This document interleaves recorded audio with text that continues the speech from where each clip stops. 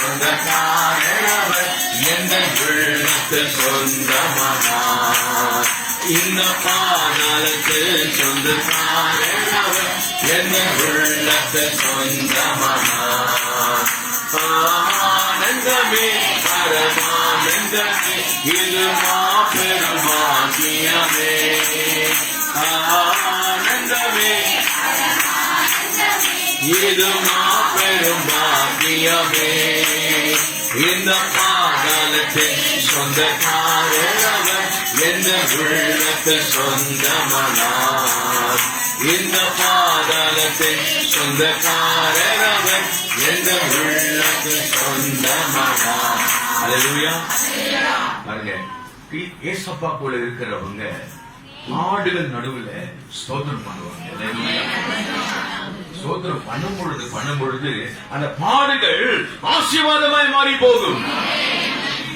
ஐயோ அப்படி ஆச்சு சொல்லி கூக்குறிடாம ஸ்தோத்திரம் பண்ணி துதிக்கிற நேரத்துல கட்டுகள் முறிக்கப்படும், அந்தகார சக்திகள் முறிக்கப்படும், விளைவினைகள் கடந்து போகும், வியாதி கடந்து போகும், விசுவாச பிரச்சனை கடந்து போகும், எல்லாம் கடந்து போகும். கர்த்தருக்கு சமாதானத்தையும் சந்தோஷத்தையும் பெருமையை கொடுத்து உங்களை பலப்படுத்துவா. ஆகினாலே ஒவ்வொருத்தர் வரும் பொழுது, தொந்தரவு வரும் பொழுது சோர்ந்து போகாதீங்க. துதித்து பாடுங்க, துதித்து பாடுங்க, பாடிக்கொண்டே இருங்க. மரணம் ஜெயமாய் மாறும், கட்டுகள் முறிக்கப்படும். நீங்களும் உபத்திரத்தில் மனமகிழ்ச்சியா இருக்கும் பொழுது கர்த்தரை ஆசீர்வாதமாக வைப்பார். அல்லேலூயா, அல்லேலூயா. அவளும் சீலம் அதான் பண்ணாங்க, தேவனை துதித்து பாடினார்கள். அப்ப என்ன நடக்கிறது? 26ஆம் வசனத்துல சடுதியிலே சிறைச்சாலையின் அஸ்திபாரங்கள் அசையும்படியாக பூமி மிகவும் அதிர்ந்தது. அல்லேலூயா. பாருங்க, நீங்க ஒவ்வொரு நாட்களிலே கஷ்டப்படும் பொழுது, துன்பப்படும் பொழுது, நெருக்கப்படும் பொழுது துதித்து பாடினீங்கன்னா பூமி அதிரும், அஸ்திபாரங்கள் உடைக்கப்படும், எல்லா கட்டுகளை கர்த்தர் முறித்து போடுவார். ரெண்டு பேர் பாடுறாங்க, ஆனா பாருங்க, தேவன் அங்க பாடினது தேவனுக்கு எட்டினது. அல்லேலூயா. ஒரு சின்ன வீட்டுல இருந்து, உங்க பாத்ரூம்ல இருந்து, உங்க கிச்சன்ல இருந்து இயேசுவை நீங்க பாடுவீங்க, ஆனா இயேசு உங்க சத்தத்தை கேட்பார். ஆமென். யாரும் பார்க்க யோசிக்காதீங்க, இயேசு சத்தத்தை கேட்பார். எவ்வளவு போயிட்டு இருப்பீங்க, இயேசுவே கூப்பிட்டு கொண்டு போவீங்க, உங்க சத்தத்தை இயேசு கேட்பார். அல்லேலூயா.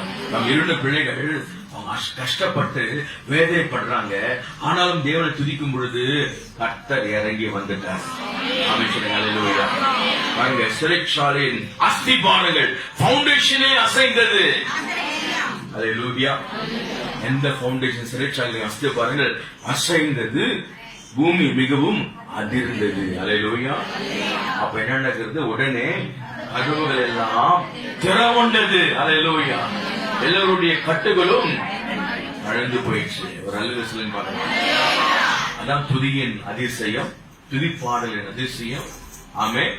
துதிக்க துதிக்க கட்டுகள் அழிந்து போகும், மரண கட்டுகள் முறிந்து போகும், மரண சங்கிலிகளை கட்ட முறிப்பார், வியாதி கட்டுகளை முறிப்பார், கேன்சர் மறைந்து போகும், எல்லா புற்றுநோய், வியாதி, நோய் நொடி நீங்க துதித்து பாடும் பொழுது அப்படி வந்ததோ அப்படியே மறைந்து போகும்.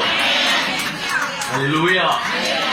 அதான் மறுபடியும் பிறந்த கிறிஸ்தவர்கள் செய்கிற காரியம், துதிப்பாங்க, துதித்து பாடிப்பாங்க. சில பேர் கேட்கிறாங்கப்பா, இவ்வளவு கஷ்டப்படுறப்பா, இவ்வளவு வேதனை உனக்கு, எப்படி சிரிச்சுட்டே இருக்க? சமாதானத்தை கத்த கொடுங்க. இயேசு சொன்னார், என் சமாதானத்தை கொடுக்கிறேன். உலகம் கொடுக்கிற சமாதானம், உலகம் கொடுக்கிற சமாதானம் என்ன? சினிமா, 3 மணி நேரம் சினிமா, ஒரு ஜோக்கு இல்லையா? இந்த ஜோக்கு முடிச்ச பிறகு மீண்டும் நமக்கு கஷ்டம் வரதான் செய்யும். இயேசு கொடுப்பது நிரந்தரமான சமாதானம்.